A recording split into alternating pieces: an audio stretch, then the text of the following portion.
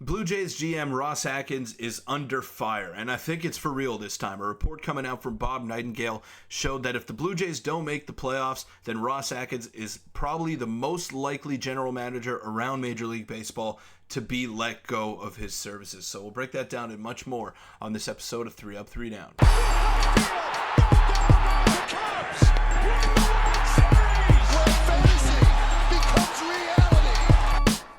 What's up, everybody? Welcome into 3 Up, 3 Down. I'm your host, Peter Vryonis. Today we're going to be talking about Ross Atkins and being on the hot seat as this year's deadline approaches. The Blue Jays are out of a playoff spot. The FanGraphs playoff odds have them at around a 1.5 to 2% chance of making the postseason and playing baseball in October. And honestly, watching this team on a daily basis, I don't have any hope that they can turn this thing around. But before we get into the video, make sure to hit the subscribe button, hit the like button, and check out baseballtown.ca as well for everything that you need to get geared up for the baseball or the softball season.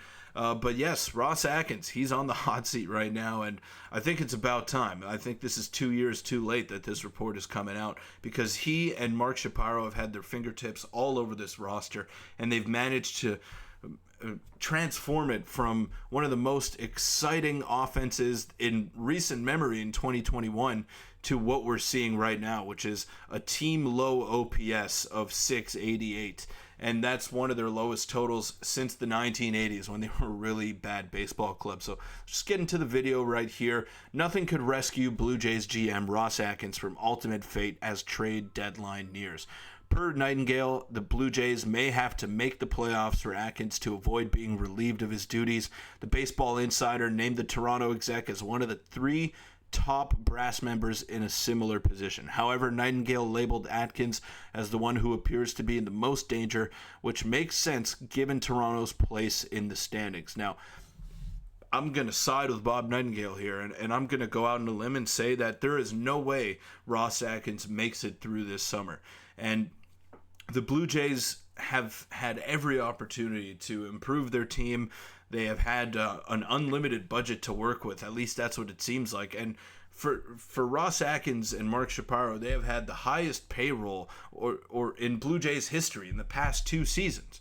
They've been given pretty much all the resources necessary to go out and make the changes that needed to be made. But what did they do in this offseason? They brought back Kevin Kiermaier, who is now been released but still playing with the team. Super weird situation over there. They brought in a 39-year-old Justin Turner and Isaiah Kiner-Falefa at $7.5 million per season over 2 seasons. Now, that contract has worked out really nicely, and IKF has been a revelation for the Blue Jays. I don't know where they would be without him, but he's currently on the injured list, and they're really feeling his absence in that lineup. So I take a look at all those things that they've done or lack thereof in the offseason, and it's very disheartening as a Blue Jay fan. I don't see any way that Ross Atkins can remain on as the general manager. And I don't know how many of you are baseball fans out there, but this reminds me a lot of the Dallas Cowboys and Jason Garrett. Keeping on Jason Garrett for 9+ years with little to no playoff success, and allowing him to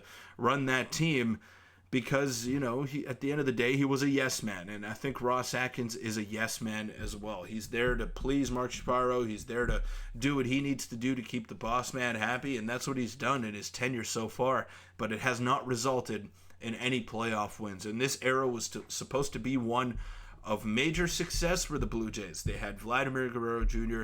and Bo Bichette. Vladdy was labeled as this generational talent, and although he's still a very good major league player, he didn't really pan out to become that generational talent.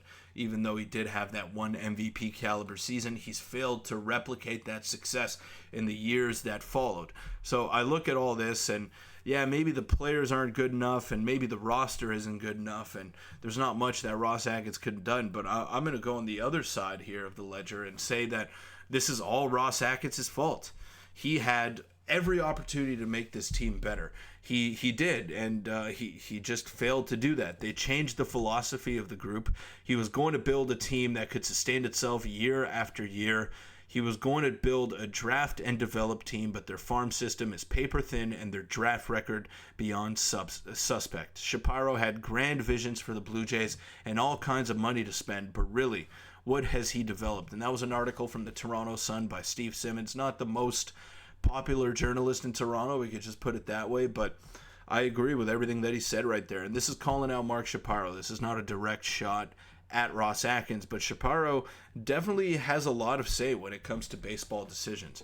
And he's failed to deliver. They were going to come in here and draft and develop and build something sustainable, but it just hasn't come to fruition for them. And I'm just going to look at some other screenshots here. Never forget that GM Ross Atkins traded Teoscar Hernandez for Eric Swanson, currently a AAA reliever. Now, I understand this sentiment from a lot of Blue Jay fans, and there's a lot of recency bias with the way that Teoscar has performed with the Los Angeles Dodgers and the lack of performance from Eric Swanson in a Blue Jays uniform.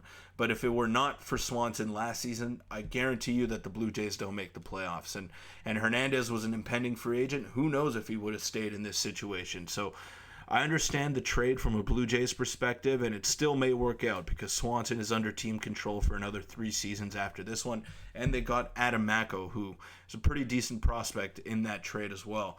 Now, I wasn't too keen on that trade when it first happened, but as the season rolled along, I think I was okay with it. And like I said, if it wasn't for Eric Swanson last year being the shutdown setup man in front of Jordan Romano, I don't think the Blue Jays make the playoffs. So I think that was okay. I still like the Dalton Varsho trade, but what I don't understand is bringing back Kevin Kiermaier and allowing him to play center field for you on an everyday basis when you could have gone out and re-signed Teoscar Hernandez if he truly wanted to be here as badly as he was making it out to be. So there are a lot of things that Ross Atkins has done poorly. He's changed the philosophy and the culture of the team. He's brought in Don Mattingly, who has been a total disaster from day one. But what happens? He gets a promotion in the offseason, and he's now the offensive coordinator. And what are we seeing as a result of that? We're seeing a Blue Jays team with one of the worst offenses in team history. So it doesn't take long to realize that the front office has been inept this entire time, and pretty much the entire coaching staff has done a piss poor job. There's no other way around it. And this is another one here, just highlighting some of the low points of Ross Atkins. Ross Atkins missed on nearly every draft pick he's ever made. No depth and always has to overpay for guys. Largest payroll in team history, back-to-back years, and managed to get worse, signing guys for leadership over playing ability and doubled down on a failed philosophy. Now, this was all in recent memory here.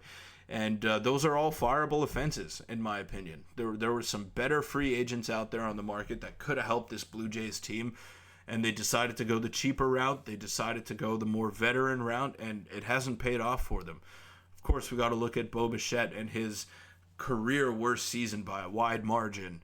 And we got to look at Vladdy not being able to replicate his 2021 numbers, and George Springer being a shell of himself, what he used to be in Houston when he first got over here. So I understand that there are a lot of things wrong with this team, but it all stems from the top, and it all starts with Ross Atkins and Mark Shapiro. So if those two aren't gone by season's end, or at least Ross Atkins isn't gone by season's end, then we're just going to be hammering away the same points as Blue Jay fans. We're going to be wondering, why is nothing happening? Why is no change being made? And I think Ross Atkins needs to be the first name in the hat that is picked, that has to go. He's got to go at the end of the season, and I'd even argue that he's got to go ahead of this trade deadline, because I don't know how much confidence I have in him making the moves that are going to determine the short and long-term future of the Blue Jays. But that'll wrap it up for this episode of 3 Up, 3 Down. Thank you guys so much for making it this far. I was your host, Peter Vryonis. Make sure to hit the subscribe button, hit the like button on your way out, and check out baseballtown.ca as well. They're a huge supporter of the channel. It would not be possible without them. So check out baseballtown.ca for everything that you need to get geared up for the baseball and softball season, whether it be bats, batting gloves, cleats, bats. They got everything. They got the best equipment at the most competitive prices. So check out baseballtown.ca. But until tomorrow, enjoy the baseball, folks.